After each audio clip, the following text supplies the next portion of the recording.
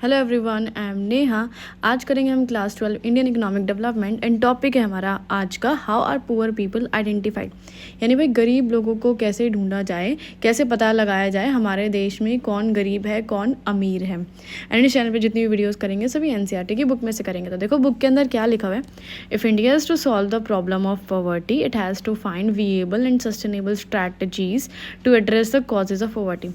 भाई अगर हम इंडिया की बात करें, उसे ये पॉवर्टी की प्रॉब्लम यानी ये जो गरीबी की प्रॉब्लम है, अगर इसको सॉल्व करना पड़े तो भाई बहुत सारी स्ट्रैटेजीज लानी पड़ेगी और साथ में रीज़न ढूंढने पड़ेंगे, कॉजेज ऑफ पॉवर्टी यानी रीज़न ढूंढने पड़ेंगे भाई आखिर ये गरीबी है क्यों, and design schemes to help the poor out of the situation. और साथ में हमें स्कीम्स भी लेके आनी पड़ेगी ताकि इन गरीब लोगों को हेल्प मिले कि भाई इस प्रॉब्लम से, इस सिचुएशन से, जो पॉवर्टी यानी गरीबी की सिचुएशन है, ये इससे बाहर निकले। ठीक है। However, for these schemes to be implemented, the government needs to be able to identify who the poor are. लेकिन ये स्कीम ले तो आए गवर्नमेंट, ठीक है, इम्प्लीमेंट भी कर देगी गवर्नमेंट, लेकिन उसके लिए पहले हमें ये ढूंढना पड़ेगा भाई आखिर गरीब हैं कौन। भाई गवर्नमेंट अगर कोई स्कीम लेके आती है जिसमें कुछ सस्ता मिलता है तो यूँ लगा लो जो नहीं भी गरीब होगा और जो अमीर भी होगा, जो कार में भी बैठ के चल रहा होगा, वो भी उस स्कीम का फ़ायदा उठाना शुरू कर देगा। तो पहले ये ढूंढना है गरीब हैं कितने और गरीब है कौन। For this there is need to develop a scale to measure poverty. So इसके लिए ज़रूरी क्या चीज़ है कि सबसे पहले तो हमें एक पॉवर्टी कैसे मेजर कर जाएगी, एक स्केल लाना पड़ेगा। स्केल का मतलब अपना वो 1 2 3 4 वाला स्केल नहीं है यहाँ पे, मतलब एक ऐसा तरीका, ऐसी टेक्निक, ऐसी स्ट्रैटेजी जिससे कि हम पता लगा पाएँ कि गरीब है कौन भाई। And the factors that make up the criteria for this measurement or mechanism need to be carefully chosen. और जो भी हम ये फैक्टर्स चूज़ करेंगे या फिर ये जो क्राइटेरिया यानी जो भी चीज़ हम चूज़ कर रहे हैं मेजरमेंट का तरीका कि गरीब कैसे पता लगाया जाए कि ये पर्टिकुलर इंसान गरीब है, उसको भाई बहुत ध्यान से चूज़ करना पड़ेगा। क्योंकि गरीब ज़्यादा, हमें लगा कि गरीब ज़्यादा हैं, हमने ज़रूरत से ज़्यादा समझ लिए तो गवर्नमेंट का पैसा सब वेस्ट चल जाएगा, उनमें जाएगा। अगर हमें ऐसा लगेगा कि नहीं गरीब कम है, हम नहीं पता लगाए ढंग से, गरीब लोगों को पता नहीं लगा पाए, तो इससे क्या होगा यार, जो बहुत ज़्यादा गरीब लोग होंगे और जो इस स्कीम से वंचित रह जाएंगे, जिसको बेनिफिट नहीं मिलेगा उस स्कीम का, बेचारे वो ताना मारेंगे, तुम्हें बदुआ देंगे कि भाई गवर्नमेंट ने हमें छोड़ दिया यार, देखो गलत बात है, हमारे पड़ोसी को ये स्कीम का फ़ायदा उठा लिया और हमें ये फ़ायदा नहीं उठा पाए।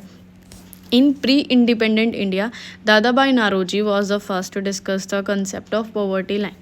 प्री इंडिपेंडेंट इंडिया यानी जब इंडिया को इंडिपेंडेंस नहीं मिली थी, प्री मतलब शब्द का मतलब ही यही होता है पहले, तो उससे पहले दादा भाई नारोजी जो थे सबसे पहले इंसान थे जो पॉवर्टी लाइन का कंसेप्ट लेके आए थे। यानी एक लाइन बना दी थी इन्होंने जो बोलता था कि इस लाइन से ऊपर वाले सारे जो है अमीर हैं और इस लाइन से नीचे वाले सारे पुअर हैं, गरीब हैं। कैसी लाइन से खींच दी, imaginary line. He use the menu. अब उन्होंने ये डिसाइड कैसे किया भाई कौन गरीब है कौन अमीर है। देखो, he used a menu for a prisoner and used appropriate prevailing prices to arrive at what may be called jail cost of living. उसने एक मेन्यू डिसाइड किया प्रिजनर के लिए, यानी जेल में रहने वाला जो कैदी होता है उसके जो खाने पीने का जो मेन्यू होता है वो उसने डिसाइड किया, और जो मार्केट में प्राइस चल रहा था उसी प्राइस को लेके जो है उसने डिसाइड कर लिया कि भाई ये जो जेल कॉस्ट ऑफ लिविंग का मतलब है कि इतने रुपए इस पर्टिकुलर कैदी को हर महीने लग रही हैं खाने पीने पे, ठीक है, उसकी ज़रूरत की चीज़ों पे, उसको जीवन मतलब जीने के लिए बेसिकली इतना खर्चा आ रहा है इस पर्टिकुलर बंदे पे। चलो ठीक है भाई, उसने डिसाइड कर लिया कि हमें जीवन जीने के लिए इतने रुपए चाहिए। However only adults stay in jail where as in an actual society there are children too. लेकिन इस कॉन्सेप्ट में क्या था कि भाई जेल की बात की जाए तो वहाँ तो सिर्फ अडल्ट होते हैं, 18 साल से ऊपर के बच्चे होते हैं, है ना। लेकिन अगर हम सोसाइटी की बात करें तो वहाँ तो बच्चे भी होते हैं। अब देखो यार, जेल में रहने वाला इंसान जितना खाएगा, बाहर रहने वाले जो बच्चे हैं वो थोड़ा ना उसके बराबर खाएंगे। जेल में रहने वाला एक आदमी एक टाइम पे 4 रोटी खा रहा है तो एक छोटा बच्चा थोड़ा ना 4 रोटी खा लेगा। यहाँ पे थोड़ी गड़बड़ी सी हो गई है ना, तो इसने और आगे काम किया इस पर। He therefore appropriately adjusted this cost of living to arrive at the poverty line. फिर उसने इसको दोबारा से एडजस्ट किया। कॉस्ट ऑफ लिविंग का मतलब है जीवन जीने के लिए जितने खर्चे की ज़रूरत थी वो खर्चा यहाँ पे डिसाइड कर रहे हैं हम, ठीक है, कि अगर कोई पर्टिकुलर बंदा इतने रुपए कमा पा रहा है, खर्च पा रहा है, तो वो गरीब नहीं है। अगर वो इतने रुपए भी कमा नहीं पा रहा है और अपने पर नहीं खर्च कर पा रहा है तो वो गरीब है। तब जाके यहाँ पॉवर्टी लाइन बनेगी। देखो यहाँ पे उसने क्या बनाया, यहाँ पे एक ये लाइन बना दी कि भाई अगर कोई बंदा इस इतने रुपए से कम कमाता खर्चता है, अपने ऊपर खर्च नहीं पा रहा है, ठीक है, उसके पास इतने पैसे नहीं हैं, तो वो हो गए सारे यहाँ पे गरीब ये। लेकिन अगर कोई बंदा इतने रुपए से ज़्यादा कमा रहा है और खर्च भी रहा है अपने ऊपर, ठीक है, उसके पास इतने पैसे हैं कि वो अपना पेट भर ले, रोटी खा ले, उससे ज़्यादा पैसे हैं, तो वो सारे यहाँ पे हो गए ये अमीर, रिच, ठीक है, जो कि पुअर नहीं है। चलो आगे बढ़ते हैं। देखो यहाँ पे क्या बोल रहे हैं, for this adjustment he assume that 1/3 of the population consisted of children. अब उसने एडजस्टमेंट करनी शुरू करी भाई, क्योंकि यहाँ तो हिसाब किताब बैठा ही नहीं, जेल में तो सारे बड़े बड़े आदमी और बाहर रहते बच्चे भी। तो उसने क्या बोला, हम एज्यूम कर रहे थे, हम मान लेते हैं अंदर ही अंदर मन में कि भाई 1/3 पॉपुलेशन यानी 1/3 हमारे देश की जो पॉपुलेशन है उसमें बच्चे हैं, ठीक है, और जो वो 1/3 लोग हैं, जो 1/3 बच्चे हैं, उसमें से आधे बच्चे ऐसे हैं जो बिल्कुल नाम मात्र खाते हैं, और जो बाकी आधे बच्चे बच गए वो नॉर्मल बड़े लोगों जितना खाते हैं। अब जैसे कि यार जैसे बच्चे तो चलो 18 साल तक के सारे बच्चे हो गए, लेकिन जो 7, 8, 9, 10 तक, लगभग 10 साल तक के बच्चे होते हैं यार, वो 1-1, 2-2 रोटी खाते हैं, और जो बिल्कुल छोटे बच्चे होते हैं वो तो कुछ भी नहीं खाते, सिर्फ अपनी मदर का फीड वगैरह लेते हैं 1-1.5 साल तक, है ना। तो ऐसे उसने डिसाइड किया कि 1/3 पॉपुलेशन बच्चे, उस 1/3 में से भी आधे ऐसे बच्चे जो कुछ नहीं खाते, और 1/3 में से जो आधे बच गए वो नॉर्मल बड़े लोगों जैसी डाइट लेते हैं। अभी 14-15 साल का बच्चा होता है यार, वो नॉर्मल बड़े लोगों जितनी 3-4 रोटियां ही खाता है ना। This is how he arrived at the factor of 3/4। तो वो कैसे आया इस फैक्टर पे, इस जगह पे। देखो सबसे पहले यहाँ पे क्या था, 1/6 बच्चे जो है कुछ नहीं खाते। अभी आप सोच रहे हो कि 1/6 कहाँ से आएगा, क्योंकि हम तो 1/3 पढ़ रहे थे। देखो ये ऐसे आया, अभी मैं आपको बताती हूँ। ये हमने पढ़ा था यहाँ पे 1/3, है ना। अब इसको मल्टीप्लाई कर देते हैं आधे बच्चों से, तो ये कितना आया, 1 से 1 मल्टीप्लाई किया 1, है ना, और ये 1 यहाँ पे लिखा ही नहीं जा रहा, और नीचे 3 2 जा 6, ये आ गया ना 1/6। तो 1/3 का आधा कितना हुआ, 1/6। तो 1/6 बच्चे ऐसे थे जो नील, वो कुछ भी नहीं खाते यार, मम्मी का दूध वगैरह पीते हैं या हल्का फुल्का कुछ खा के पेट भर लेते हैं। और जो बाकी 1/6 बचे, ठीक है, यानी 1/3 में से आधे बच्चे जो हैं वो कुछ नहीं खाते, और उन 1/3 में से जो आधे बच्चे हैं वो भाई आधा खाना खाते हैं, मतलब नॉर्मल लोग जितना खाते हैं। और जो बाकी बच गए 2/3 बच्चे। तो आप सोच रहे होंगे ये 2/3 कहाँ से आया, देखो अभी बता देती हूँ ये भी आपको। ये देखो हमने क्या माना था, टोटल पॉपुलेशन जैसे 1 है, इसमें से माइनस करा हमने ये 1/3। अब आप सोच रहे होंगे 1/3 क्या है, 1/3 हमने यहाँ पे लिया था बच्चे, और 1 क्या है यहाँ पे टोटल पॉपुलेशन, तो माइनस करो।